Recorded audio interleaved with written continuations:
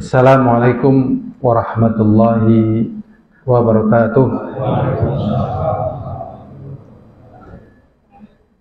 Innal hamdalillah nahmaduhu wa nasta'inuhu wa nastaghfiruh wa na'udzu billahi min shururi anfusina min sayyiati a'malina.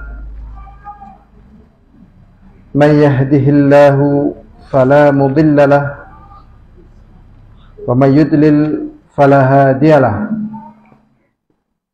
Asyhadu an la ilaha illallah wahdahu la syarika lah wa asyhadu anna Muhammadan abduhu wa rasuluh. Allahumma salli wa sallim ala Muhammadin wa ala alihi wa ashabihi wa man tabi'ahum bi ihsanin ila yaumiddin wa ba'd. Kita mengingatkan untuk diri kita sendiri dan juga hadirin semuanya tentang kenikmatan yang sangat besar yang Allah senantiasa curahkan kepada kita. Di antaranya adalah Allah memberikan kefahaman kepada kita bahwasanya di dunia ini tidak akan pernah lepas dari yang namanya nikmat dan musibah. Baik nikmat dan musibah, kedua-duanya sesungguhnya adalah ujian dari Allah Subhanahu wa ta'ala. Tetapi kebanyakan manusia tidak menganggap kenikmatan itu adalah ujian. Bahkan kebanyakan manusia menganggap kenikmatan itu adalah bentuk pemuliaan Allah kepada mereka.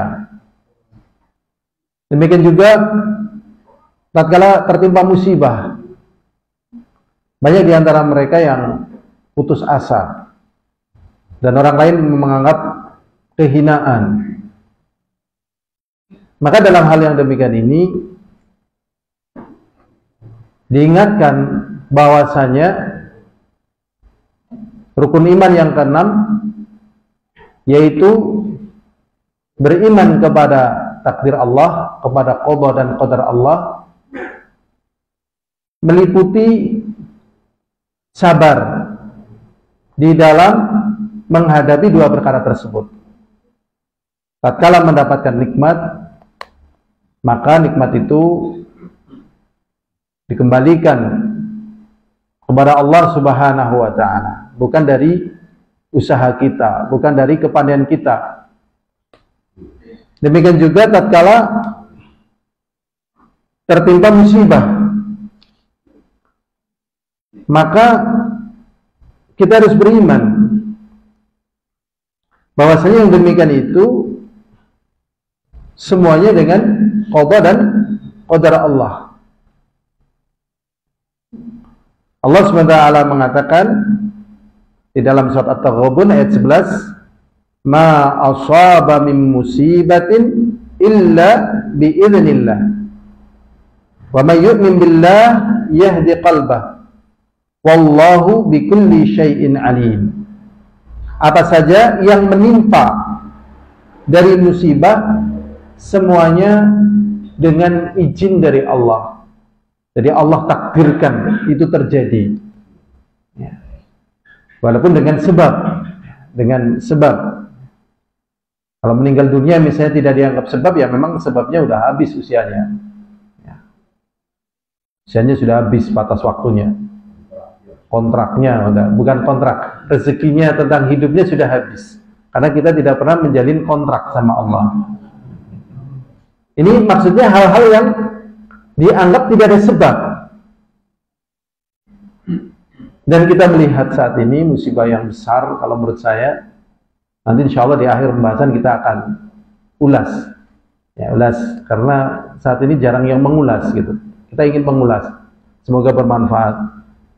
Apa yang terjadi pada saudara-saudara kita di Palestina. Ini kalau menurut saya musibah yang besar. Awalnya kita lihat Masya Allah, ini euforia. Ya.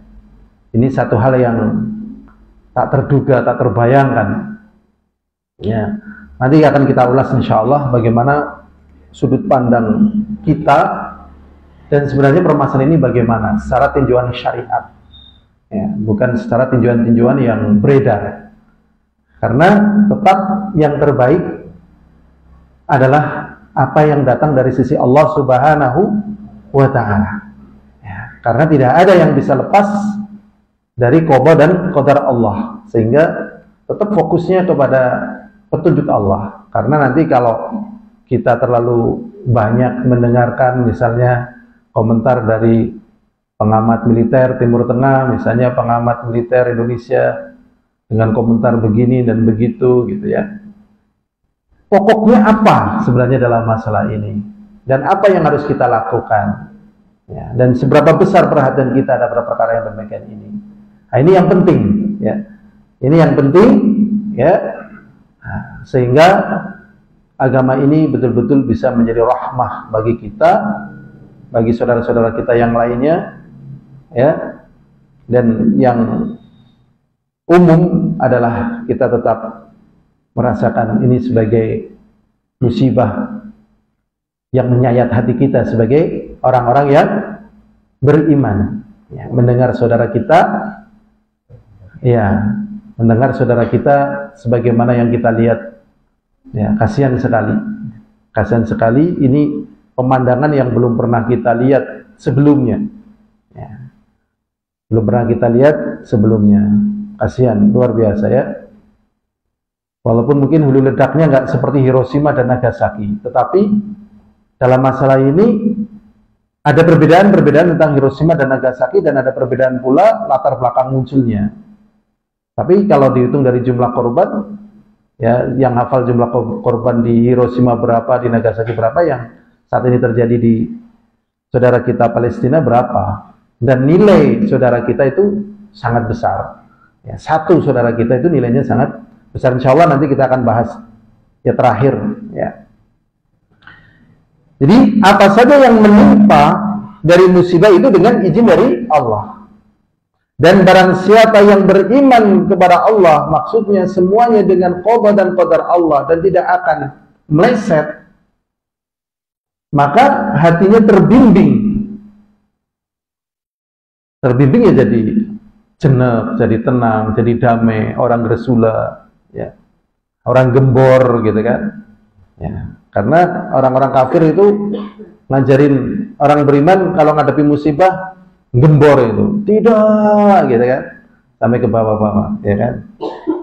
Kita pernah dengar orang bilang tidak gitu kan, harusnya hasbi Allah ya kan, tidak opo ya, menurut saya ya kan. Kalau sudah ditentukan oleh Allah nggak bisa ngelawan. Berikutnya Allah Subhanahu wa ta'ala juga berfirman ya, di dalam surat Al-Hadid ayat 22, ma asaba min musibatin fil ardi wala fi anfusikum illa fi kitab. Ini sebenarnya kita masih bahas kitab tauhid ya. Cuman memang di buku yang kita fotokopi ayat-ayat ini nggak dicantumkan. Yang di fotokopi itu pokok-pokoknya aja. Allah SWT berfirman, apa saja yang menimpa dari musibah di muka bumi ini. Berarti yang di Palestina ini menyangkut apa yang terjadi di muka bumi ini. Sebenarnya bukannya di Palestina, cuman lagi fokusnya ke Palestina. Derita kaum muslimin yang ada di Rohingya, kaum muslimin yang di Uighur, atau kaum muslimin yang lain. Banyak, atau orang yang saat detik-detik ini kita bicara lagi meregang nyawa gitu kan. Ya, ada nggak kira-kira di dunia ini kaum muslimin yang lagi meregang nyawa? Ada. Cuman fokus kita nggak ke sana, ya kan? Ke Palestina menyedot.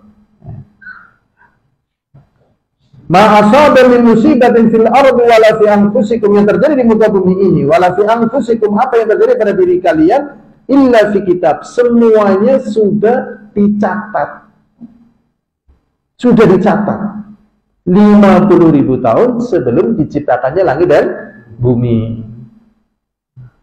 Jadi memang kita nggak butuh prediksi sebenarnya. Karena kita berjalan dengan sesuatu yang pasti. Kita berjalan dengan sesuatu yang pasti. Jadi nggak butuh prediksi sebenarnya. Jadi kemisterian yang menurut manusia misteri, sehingga manusia membutuhkan ini dan itu, sebenarnya nggak perlu. Maka yang dipentingkan bagi kita, bagaimana kita menyikapi masalah itu, mendatangkan pahala bagi diri kita. Dan tidak membuang waktu. Karena sudah bicara oleh Allah SWT di dalam Lauhul Mahfuz. Min qabli an nabra'aha, sebelum kejadiannya. Inna dzalika 'ala Allahi yasir. Sesungguhnya yang demikian itu bagi Allah mudah. Bagi manusia tidak bakalan mampu. Makanya manusia ada namanya apa? Prediksi. Ya.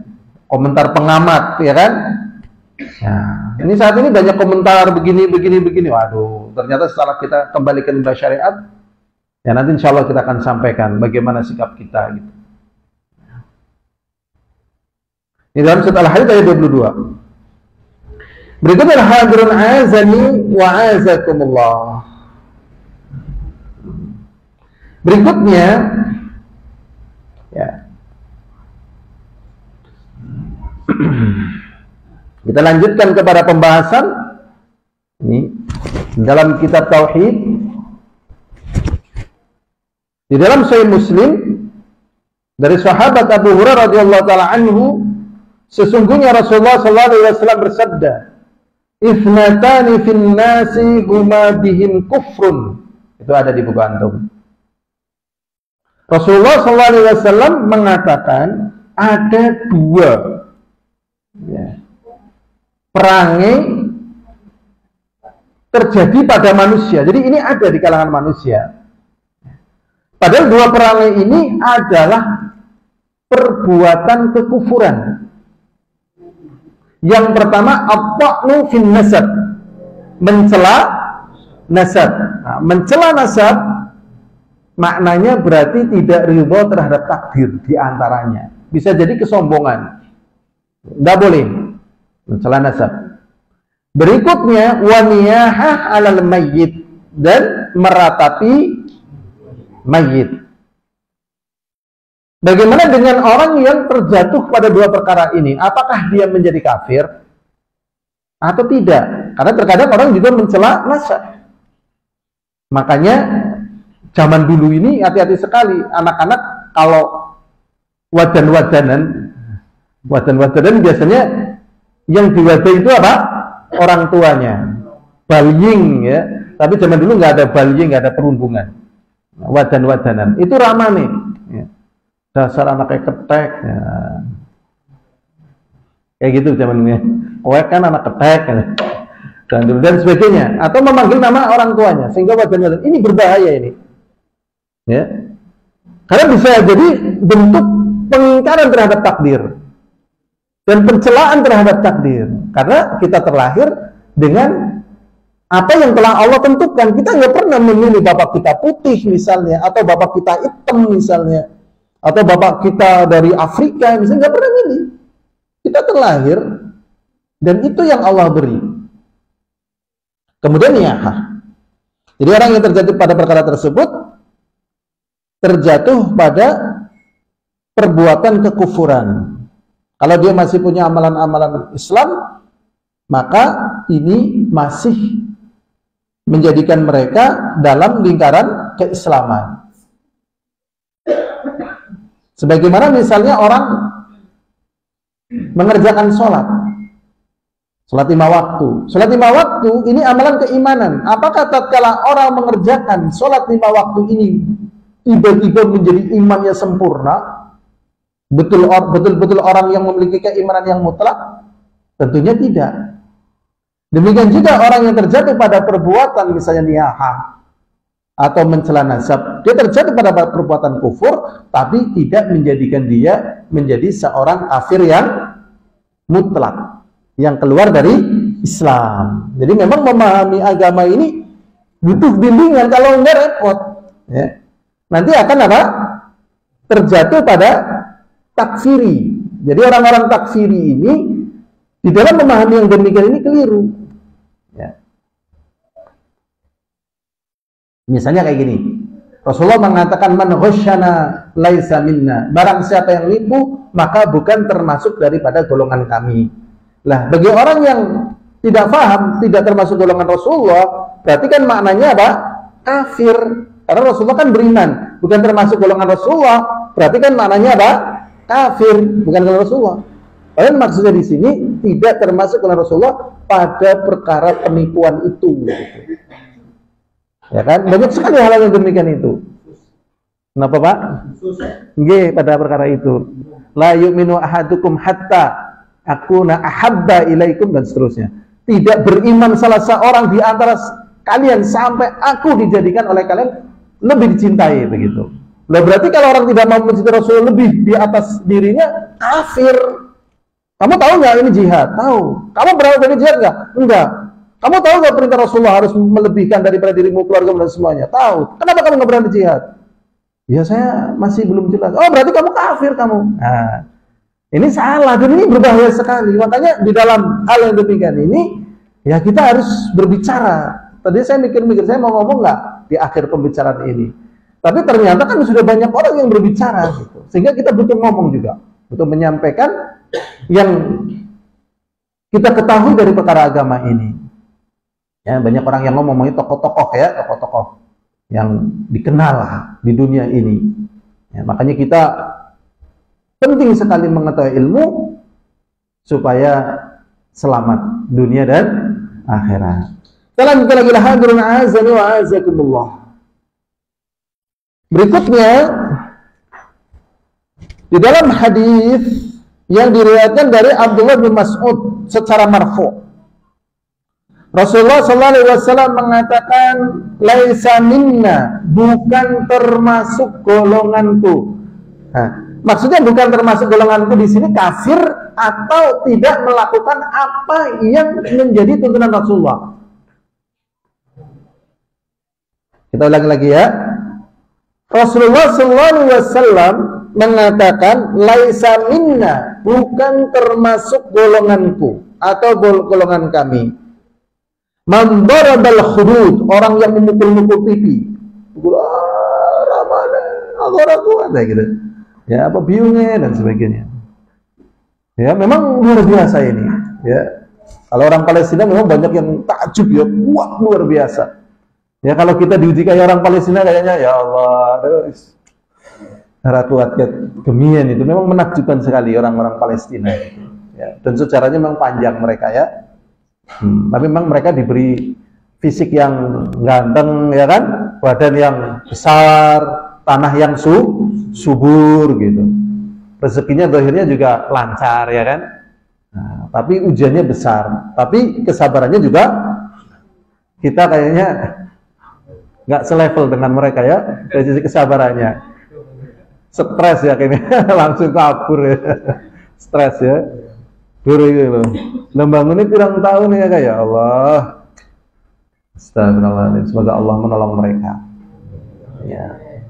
Jadi di sini Rasulullah SAW mengatakan bukan termasuk golongan kami. Tatkala tertimpa musibah, tatkala tertimpa petaka, apakah dengan kematian ataukah dengan yang lainnya, karena saking sedihnya, saking marahnya, kemudian memukul pipi-pipi mereka. Wasyaqal juyub, bahkan sampai menyobek-nyobek ya saput juyub ini saku baju ya. Jadi juyub ini saku tapi yang lubangnya dari samping, itu namanya jaib. Nah, ini bukan jaib ini ya. Jadi sakunya orang Arab, sakunya dari samping. Kalau kita dari mana? Atas.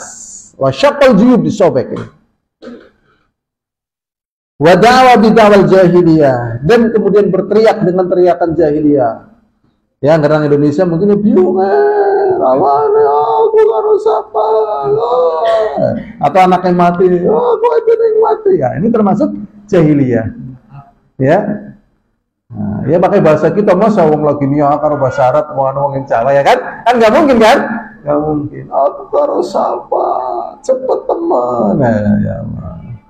Kayak ngerti-ngerti ya, ya orang cepet, memang sudah waktunya kok, cepet teman. Kamu yang nggak persiapan gitu loh, cepet teman ya. Teneng kaya kiye, ngerti kayak lebih apik banyak mati. Mau, sabar, ditahan. Terkendali ya. Ini kata Rasulullah SAW, bukan termasuk golongannya Rasulullah yang melakukan demikian itu. Kita kembali kepada perkara yang belakang tadi. Apakah orang yang terjatuh pada perbuatan ini yang dikatakan oleh Rasulullah bukan termasuk golongannya menjadi orang kafir? Tidak. Cuman cara-cara yang demikian ini bukan cara yang dilakukan oleh Rasul dan para sahabatnya. Berarti dia terjatuh perkara-perkara jahiliyah. Ya, tapi kalau memang dasarnya dia nggak punya iman dan sebagainya, ya ini bisa menjadikan dia keluar, dan memang ini akhlaknya orang-orang yang tidak beriman. Tatkala nikmat lupa diri dan sombong, tatkala terkena musibah seperti ini keadaannya, gulung kuming, ya, gulung kuming, waliyadzubillah. Bahasa Indonesia ada yang artinya gulung kuming? Ada enggak? Gulung kuming ada apa?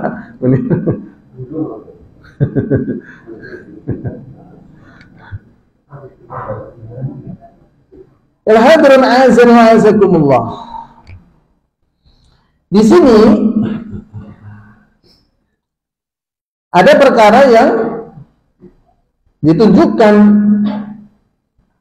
ya, di dalam syariat agama ini, wa hadza yadullu ala anna hadhihi al-umur min al-kaba'ir. Sesungguhnya perkara yang demikian ini termasuk daripada dosa besar. Dan terkadang dimaafkan tatkala terjadi sedikit, ya. Terjadi sedikit, ya, sedikit dimaafkan. Idza kana sidqan, apabila benar. Walaysa ala wajnau wa tasahhud, dan bukan dari sisi niyahah dan tidak rela, manusiawi, ya, sedih, perasaan terpuruk, hancur, begitu ya. Apabila jujur dan bukan termasuk daripada niyahah dan tasahhud, ini dimaafkan. Sebagaimana yang dijelaskan dalilnya dari Imam Ahmad rahimahullah taala, tatkala perkara ini juga terjadi pada Abu Bakar. Jadi Abu Bakar juga mengalami yang demikian ini, kesedihan sama. Fatimah juga mengalami perkara yang demikian ini. Fatimah radhiyallahu taala anha, yang kita sebutkan ya ummatu Muhammadin, ya, adabat anfusukum an tahthu ala wajhi Rasulillah sallallahu alaihi wasallam at-turab. Hai umat Nabi Muhammad, kenapa kalian tega menaburkan di wajah Rasulullah dengan tanah? Jadi tatkala Rasulullah dikebumikan, Fatimah nggak terima gitu loh. Ya nggak terima. Padahal kan nggak mungkin, pasti harus dikebumikan, dikubur. Nah, tapi dimaafkan ini. Abu Bakar juga. Semoga Allah meridai keduanya. Demikian juga tatkala terjadi ya pada kematian Ibrahim alaihissalatu wassalam, Rasulullah juga nangis. Sebagaimana dalam hadis yang sahih, tatkala Ibrahim ibni Rasulullah sallallahu alaihi wasallam meninggal dunia, beliau ya dikisahkan oleh sahabat, tadma'ul ain wa yahzanul qalb, air mata berlinang. Jadi Rasulullah SAW tatkala putranya meninggal dunia, Ibrahim ya dari Ummul Walad itu ya budak yang dinikah ya, namanya Maryah Al-Qibtiyah dari Mesir, bangsa Kipti ya, istilahnya orang Kopti, itu bangsa Mesir. Itu melahirkan anak laki-laki namanya Ibrahim. Ini Rasulullah berlinang air mata dan hati sedih. Kemudian beliau mengatakan, wala naqulu illa ma yurba rabbi, dan kami tidak mengucapkan kecuali apa yang diridai oleh Allah. Dan hal-hal yang demikian ini sangat berat ya. Karena orang sedih ya pinginnya ya seperti itu ya, orang sedih, ya kan, mukul-mukul pipi, menyuai baju, teriak gitu. Ya, mengekspresikan kesedihannya. Sebagaimana senang, ya, mengekspresikan kesenangannya, euforia. Jadi sedih ya dituruti, senang juga dilepaskan begitu, selebrasi gitu. Dalam Islam ternyata enggak, ya, dikendalikan, baik sedih ataupun sukacita. Wa inna bika ya Ibrahim lamahzunun. Sesungguhnya kami, wahai Ibrahim, ya, dengan meninggalnya engkau, sungguh kami merasakan kesedihan. Jadi fitrah, ya, apabila ada orang ditinggal mati kekasihnya, itu merasakan adanya apa? Sedih. Kekasihnya bisa anaknya, bisa istrinya, bisa temannya gitu. Karena hubungan hati itu ternyata sangat kuat, ya. Sangat kuat. Jadi semakin cinta biasanya kesedihannya semakin apa? Iya, mendalam.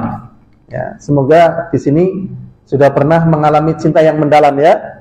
Nah, apa belum pernah merasakan cinta yang mendalam? Pernah, ya. Nah, makanya orang beriman itu supaya jangan terlalu sedih, itu ujiannya disegerakan di dunia, nanti akan ada pembahasan insyaallah. Ya, cinta sekali sama bapaknya misalnya, bapaknya mengalami sakit tua, dirawat setahun, 2 tahun, 3 tahun gitu. Ya, mentalnya lebih siap. Ya, mentalnya lebih apa? Siap. 5 tahun tergeletak, ya Allah, pasrah nih. Orang tua saya yang saya cintai, pasrah. Berbeda lagi puncak cinta-cintanya gitu, ya. Lagi sayang-sayang, lagi indah-indahnya, tiba-tiba mati mendadak. Lagi minum kopi, ya, sambil lihat ini dan itu, ya, gelap mati. Wah, ini lebih menghantam perasaan. Ini biasanya orang kafir sama Allah SWT dijadikan seperti ini, biar kesedihannya lebih jarem, ya. Dan supaya nanti siksanya di neraka lebih jarem juga, ya. Jadi jangan terkecoh orang-orang beriman. Iya ya, wong kafir ora tau mriyang, anaknya sehat, dodole laris, ora tau bangkrut. Nah, kita dadi wong Islam jare sing harum be angel aja, mending sing halal. Wah, mending dadi wong kafir bae. Wah, ini nggak paham, ya. Jadi memang dicicil di dunia ini, ya, supaya jangan terlalu ngeget ini.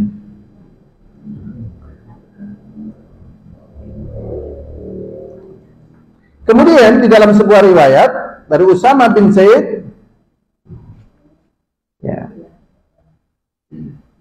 ditanyakan, kenapa ini wahai Rasulullah? Kemudian Rasulullah mengatakan, hadhihi rahmah ja'alahallahu fi qulubi ibadihi. Ini adalah kasih sayang yang Allah SWT jadikan di dalam hati hambanya. Wa inna ma yarhamullahu min ibadihi ruhama. Sesungguhnya Allah menyayangi dari hamba-hambanya yang memiliki kasih sayang. Berarti orang yang merasakan sedih ini nikmat, bentuk kasih sayang dari Allah Subhanahu wa ta'ala. Makanya ada kisah nyata, ada seorang istri, suaminya meninggal, dia nggak sedih. Ada orang yang lihat, ini normal nggak istri ini gitu loh. Jangan-jangan ya kan? Karena normalnya istri kalau suaminya meninggal sedih, kok ini nggak sedih nih? Gimana ini? Jadi kesedihan ini selagi bukan niyaha, bukan, ya, menunjukkan ketidakadilan terhadap takdir, tapi sebagai rahmah, ini tidak mengapa. Berarti di sini ada hubungan yang kuat antara dia dengan orang yang meninggal dunia tadi. Alhamdulillah, azani wa azakumullah. Kita lanjutkan pada hadis berikutnya. Wan Anas radhiyallahu taala anhu anna Rasulullah sallallahu alaihi wasallam qala, "Idza aradallahu bi 'abdihi al-khaira." Ini yang jadi judul ini. Rasulullah sallallahu alaihi wasallam mengatakan, apabila Allah SWT menginginkan kebaikan bi 'abdihi kepada hambanya, al-khaira dengan kebaikan, ajjalalahu al-'uqubata fid dunya. Allah jadikan segera dia merasakan hukuman di dunia, disegerakan. Makanya kadang bilang wong priya wis Wong meriang. Orang beriman lah ya, udah ekonominya lemah dibandingkan orang kafir maksudnya. Ya, udah lemah, meriangan dan seterusnya. Susah gitu. Nah, hikmahnya di sini ternyata Allah SWT menginginkan kebaikan padanya. Makanya kalau orang beriman sehat terus, rezeki lancar terus, anaknya sukses terus, sawahnya nambah terus, umatnya nambah terus, hati-hati loh. Jangan-jangan ini adalah makar dari Allah. Ya, hati-hati ini, tanda petik ini, ya, tanda petik berbahaya. Ya, di kalangan para salaf kalau ngalamin ini takut dia, maka segera memperbanyak istighfar, bermuhasabah. Ya. Kalau orang yang nggak tahu, bangga, ya, bangga. Nanti kan aku bingung ke duit gua akeh banget, iki ngapa ya? Jadi kiri, jadi kalau Islam mau makan baik lah daripada dibagi-bagi eman-eman, naik mau makan lah. Jadi alhamdulillah orang jadi ya duit orang kanggo daripada ngo tampilan baik. Masya Allah. Ternyata mengendalikan hati sulit lah ya, sulit. Padahal kita butuh persiapan untuk bekal pasca kematian kita. Ya Allah ya Rabbi. Jadi apabila Allah Subhanahu wa Ta'ala menginginkan kepada hambanya kebaikan, maka Allah segerakan dia mendapatkan hukuman di dunia. Wa idza arada bi 'abdihi syarra, dan apabila Allah berkehendak menimpakan kejelekan kepada hambanya, amsaka anhu bi dzambihi, dia dibiarkan berbuat dosa dalam keadaan aman, dalam keadaan nyaman. Nyatanya aku tuku togel ya Pak, terus ya umat togel, ya salah togel. Jadi sing arane judi dadi miskin, ora ke sing miskin, urung rezeki, ya nyatane togel kabeh iki. Ya hasil total narkoba. Nah. Ya Allah ya Rabbi. Ya, nyatane nek ora riba nyara suci, iki riba kabeh iki ya. Riba-riba barokah. Ini kan akhirnya nyeleneh ya kan? Nyeleneh. Zaman sekarang nggak riba mau bangun pakai apa?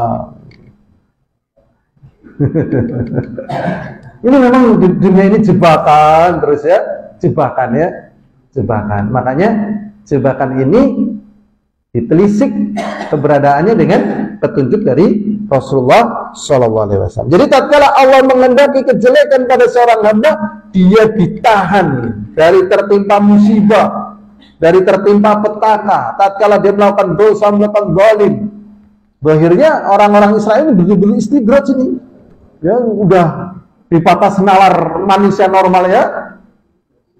Saya secara pribadi lihat gitu, ya Allah ini di luar batas manusia normal ini, ya kan? Ya Allah, hatinya di mana gitu kan?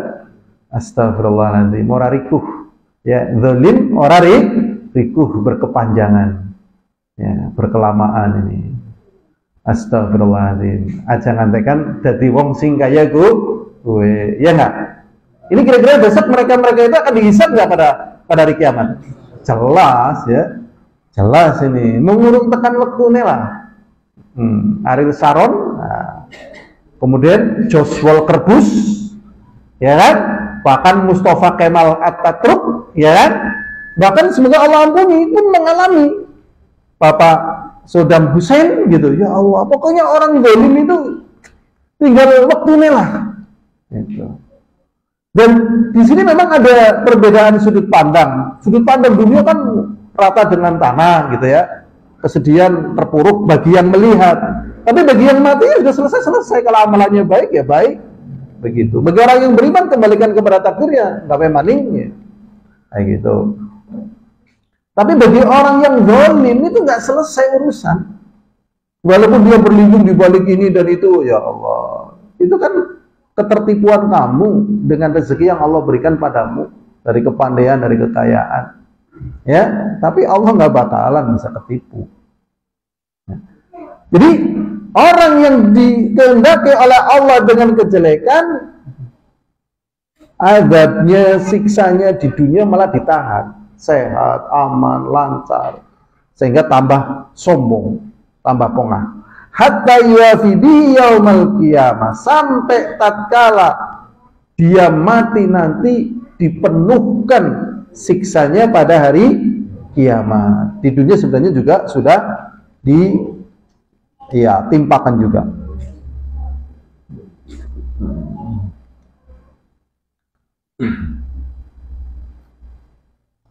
Al-hadrun azani wa azakumullah. Dan Nabi juga mengatakan ya tentang keadaan orang-orang yang mendapatkan ujian dari kalangan beriman. Kalau mereka sadar, mereka akan ridho dengan ujian tersebut. Karena Rasulullah SAW mengatakan, Inna idhamal jaza ma'a idhamal bala. Sesungguhnya besarnya balasan dengan besarnya apa? Ujian. Jadi kalau mau pahala besar, ujiannya besar. Makanya orang-orang yang beriman tatkala mendapatkan ujian yang besar, kemudian tahu perkara yang demikian ini, manusiawinya sedih, tapi kesedihannya ini terus bisa ya lepas dirinya dan dia kembali menikmati dari apa yang masih Allah berikan padanya, ya, dengan apa yang Allah berikan padanya. Ada yang memberitakan ya semuanya sudah mati kecuali dia sama kucingnya. Nah, setelah dibom semuanya mati, keluarganya mati, istrinya, anaknya semuanya mati, runtuh semuanya. Yang hidup cuma dia sama apa? Satu kucingnya. Tapi dia masih bersyukur kepada Allah. Ini dengan sebab iman. Kalau tidak dengan sebab iman berbahaya. Ya, jangankan ditinggal mati kayak gini, ya. Ditinggal kabur istrinya, padahal seakan-akan langit telah runtuh. Bahkan nggak usah istrinya, sebelum jadi istri meninggalkan dia kabur, sudah langit terasa apa? Runtuh. Berarti di sini tidak memiliki apa? Iman. Berbahaya, ya, berbahaya.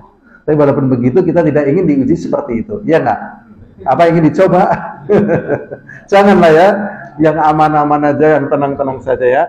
Berarti kalau tenang dan aman, ngajinya ditingkatkan.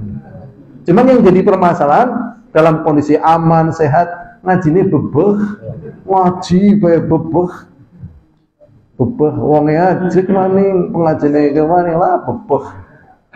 Genang YouTube sih cepet gonta-ganti ya kan, ganti terus ya orang pedote ya kan. Nggak terasa waktu telah habis. Ya, makanya lihat YouTube-nya kuat berjam-jam, baca Quran 5 menit sudah nggak kuat, tutup maning lah. Itu kalau kober buka. Ya, itu kalau kober apa? Buka. Biasanya pengantikan orang kober. Tapi terasa kita sudah melakukan keimanan yang sempurna, padahal ya Allah, ya sebanding dengan kenikmatan yang Allah berikan kepada kita. Ya hadirin azani wa azakumullah. Maka di sini ya, bagi orang-orang yang beriman tatkala menjumpai hal-hal yang tidak menyenangkan mereka, diingatkan dengan firman Allah SWT, wa asa an takrahu syai'an wa huwa khairul lakum wa asa an tuhibbu syai'an wa huwa syarrul lakum wallahu ya'lamu wa antum la ta'lamun. Surat Al-Baqarah ayat 216. Bisa jadi apa yang kalian tidak sukai dari satu perkara itu bagus bagi kalian, ujian ya. Ujian itu kan kebanyakan tidak suka, gagal, ditolak, ya, dihinakan, direndahkan, dicuri, ditipu. Siapa yang mau coba? Manusianya nggak mau, tapi bisa jadi itu lebih bagus bagi dirinya. Ya, lebih bagus bagi apa? Dirinya. Ya, seperti Nabi Yusuf dimasukkan ke sumur, ya, sampai akhirnya dibebaskan, ya, dengan menderita, ya, dia akhirnya di istana. Tapi di istana yang nikmat, ternyata dia dimasukkan apa? Penjara. Penjara tentunya menderita. Tadi dari menderita, kemudian dia diangkat menjadi Perdana Menteri. Makanya para ulama mengatakan mana yang lebih hebat, ketampanan Yusuf atau ilmunya? Ternyata adalah ilmunya. Dengan ketampanannya dia masuk penjara, dengan ilmunya dia diangkat menjadi Perdana Menteri. Jadi lebih mementingkan ilmu daripada ketampanan. Maka yang kurang tampan tidak usah sedih, ya. Tapi yang agak tampan ya biasa-biasa saja. Alhamdulillah. Jadi kadang sedih. Nah, jadi apa yang kalian benci terkadang bagus bagi kalian. Wa asa an tuhibbu syai'an syarrul lakum, dan bisa jadi kalian cinta pada sesuatu itu petaka bagi kalian. Wallahu ya'lamu wa antum la ta'lamun, sedangkan Allah tahu dan kalian tidak tahu. Di sini masih ada hadis lagi yang lebih panjang dari tadi potongan tadi yang sudah kita sebutkan. Bahwasanya Nabi Muhammad SAW mengatakan inna idzamal jaza ma'a idzamal bala.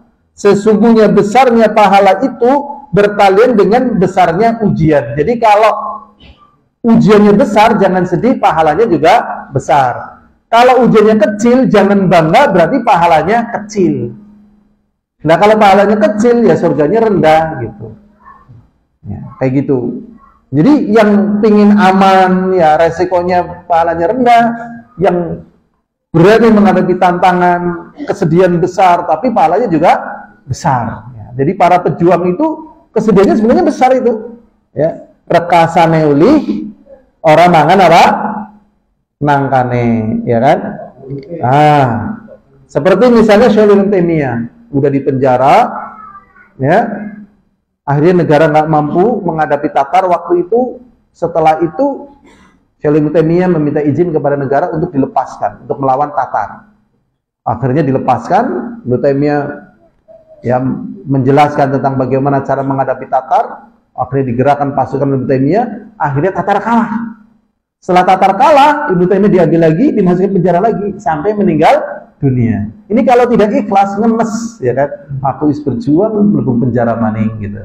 Jadi orang yang hebat secara pemandangan di mata manusia belum tentu hebat di hadapan Allah. Ya, orang-orang yang susah-susah tadi seperti itu belum tentu hina di hadapan Allah SWT. Kemudian Rasulullah mengatakan, wa innallaha idza ahabba qauman ibtalahum, dan sesungguhnya apabila Allah mencintai satu kaum, maka Allah menguji kaum tersebut. Ya, Palestina ini semoga mendapatkan bagian dari kecintaan Allah, masyarakatnya yang muslim, yang bertakwa, karena ujiannya nggak pernah berhenti. Sejak kita masih kecil kita sudah dengar mereka menderita, ya kan? Faman radiya falahur ridha, barang siapa yang ridha dengan ujian tersebut maka Allah ridha. Wa man sakhita falahu sukhtu, dan barang siapa yang tidak ridha maka Allah pun murka. Jadi tanda-tanda Allah ingin memberikan kebaikan kepada hambanya yaitu dengan menyegerakan ujian, menyegerakan cobaan, menyegerakan hukuman di dunia supaya mengurangi beban di akhirat. Ya. Adapun tanda-tanda Allah membenci atau ingin memberikan kejelekan, justru dia nyaman. Ya, nyaman walaupun berbuat zalim yang paling zalim sampai pada waktu yang Allah tentukan, kemudian diakhirkan waktunya ya sampai akhirnya meninggal dunia, dan kemudian ya dia akan mendapatkan siksa yang dilipat gandakan oleh Allah SWT. Alhamdulillah, azani wa azakumullah, tadi kita menyampaikan ingin mengulas ya tentang permasalahan yang terjadi. Jadi sama-sama ya, baik saya ataupun antum itu terkejut ya, dengan berapa hari yang lalu ya Israel bisa tembus ya, bisa tembus. Kita nggak sebutkan namanya, yang penting kita apa yang kita butuhkan aja kita tembus. Nah, keadaan yang demikian ini menggembirakan ya, menggembirakan. Dan ini mungkin sebab doa dari kaum muslimin. Ya, tapi setelah dalam perjalanannya belum sampai orang selesai memprediksi bagaimana akhir daripada perjalanan ini, kita sudah pada sampai kesimpulan. Dalam perkara ini ada hal yang terlewatkan atau terlalaikan. Ada hal yang terlewatkan atau terlalaikan. Jadi dalam kaidah usul fikih, ya, dalam kaidah usul fikih maksudnya kaidah-kaidah yang dibangun dari agama. Dalam agama kita itu ada kaidah dar'ul mafasid muqaddamun ala jalbi masalih. Menolak bahaya lebih didahulukan daripada mengambil manfaat. Satu ya. Di sini bisa kita ambil pelajaran tatkala Rasulullah SAW kangen sekali ke Mekah. Karena beliau sudah 12 tahun atau 10 tahun nggak ke Mekah, ya nggak haji, nggak umroh gitu kan. Rasulullah ingin ke sana.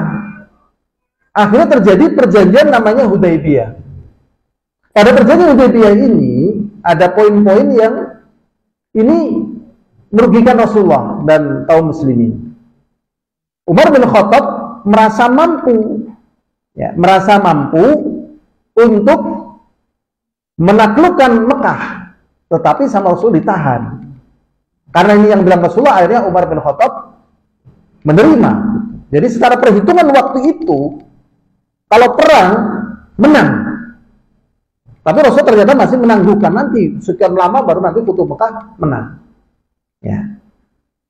Dari sisi ini bahwasanya dalam masalah perang kembali kepada ya prinsip agama kita, la yukallifullahu nafsan illa usaha. La yukallifullahu nafsan illa usaha. Kita tidak dibebani satu perkara kecuali yang mampu. Ya, kecuali perkara yang mampu. Ada hal yang penting bagi kita. Sebenarnya agama kita adalah agama yang menjadikan penghambaan kita kepada pencipta kita, pemberi rezeki kita, pemberi hidup kita dan mati kita, dan memberikan semuanya, itu menjadi hal yang pokok. Menjadi hal yang apa? Pokok. Dalilnya antum sudah paham, wa ma khalaqul jinna wal insa illa liya'budun. Adapun kedaulatan, sebagaimana negeri ini sudah diberi kedaulatan merdeka, ini kenikmatan tambahan. Kenikmatan apa? Tambahan. Sehingga kita merdeka itu nikmat sekali. Banyak saudara-saudara kita yang masih belum merdeka. Tapi kalau belum mampu, ya tentunya jangan memaksakan.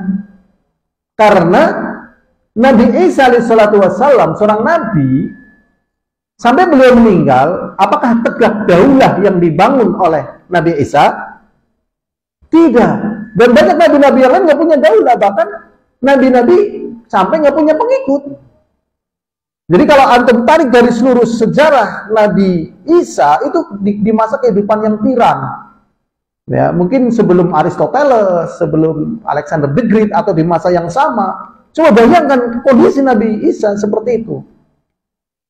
Maksudnya bagaimana? Maksudnya tatkala mau melakukan serangan hujum, jadi jihad itu ada dua. Jihad difa'i dan jihad hujum. Ya syaratnya harus menang, meminimalkan korban. Pada peristiwa Rasulullah SAW pada perjanjian Hudaybiyah itu secara perhitungan menang nih Umar bin Khattab.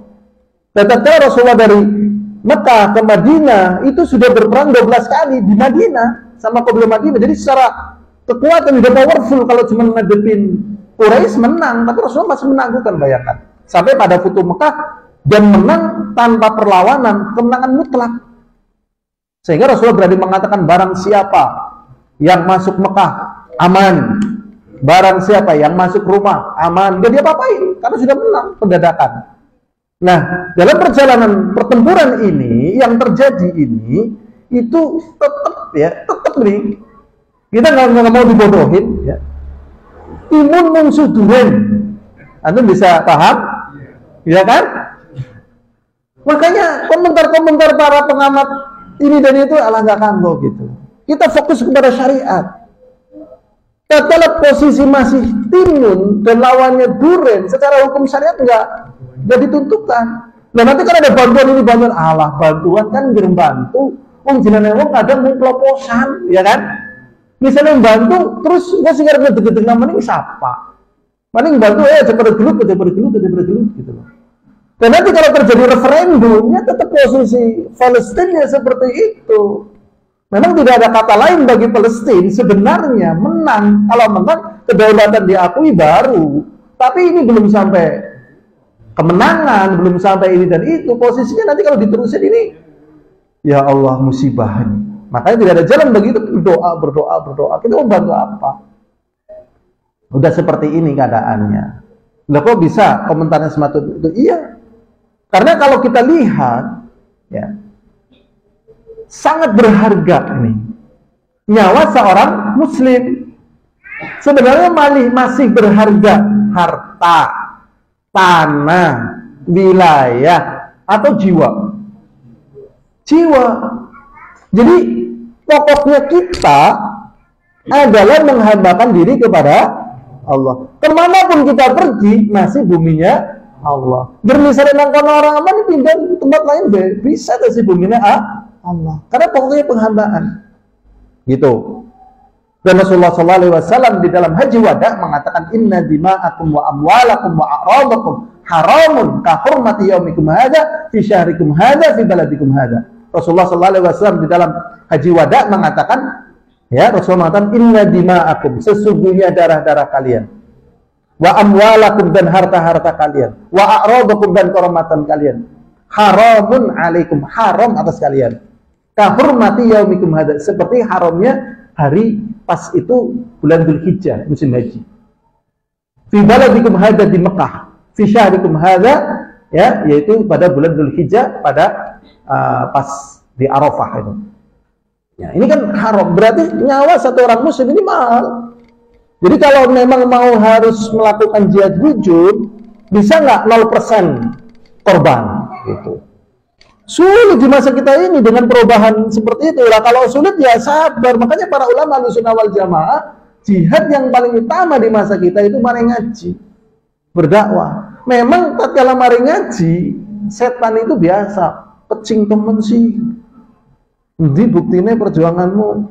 Nah, misalnya ada mayat yang mati seperti itu, mampukah bertanggung jawab atas orang-orang yang terzalim seperti ini besok di akhirat?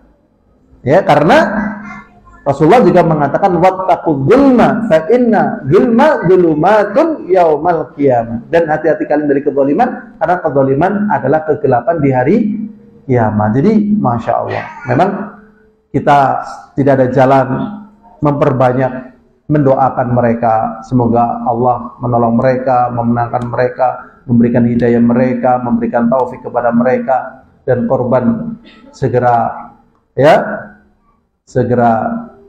tertahan, jangan bertambah, ya, karena satu nyawa kaum muslimin nilainya sangat mahal, seperti, ya, keharuman tanah haram, seperti keharuman bulan haram di hari haram itu. Jadi nilainya sangat mahal, ya.